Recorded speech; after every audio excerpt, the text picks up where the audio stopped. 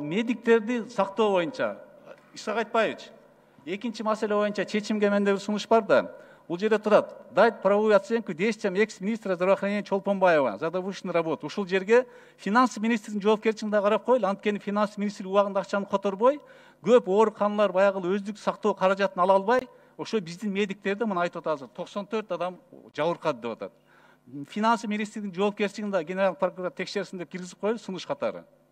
Экинчи маселеге.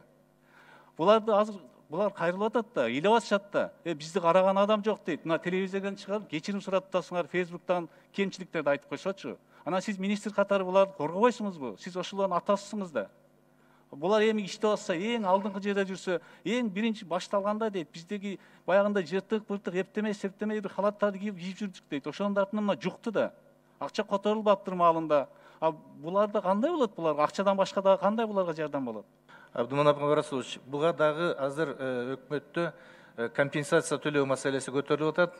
Атайын буйрук менен бекилип, жанагы ооругандарга 200 миң сом өлчөмүндө, ал эми кайтыш болуп калса 1 миллион сомго чейин компенсация төлөгөнү бүгүнкү күндө өкмөттүн деңгээлинде чечилип атат. Мындан тышкары мен действительно мне обидно и жалко, ушу менин коллегаларым ушундай болуп калганчы.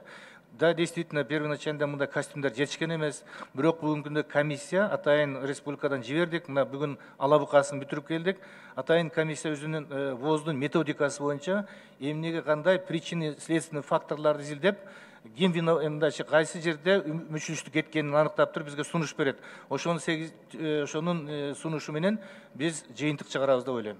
Кубатбек Айчиевич, мына ушул моменттен карап, ошол медиктерге 5% баягы ипотека үй берүү боюнча сунуш киргизип койсоңор, кичине аларга моралдык колдоо болсун.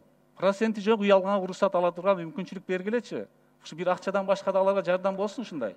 Карап көрөлү. Макул. Сунуш кабыл алынды. Исак Айтбаевич, мен сунушумду айттым, киргизип койгула.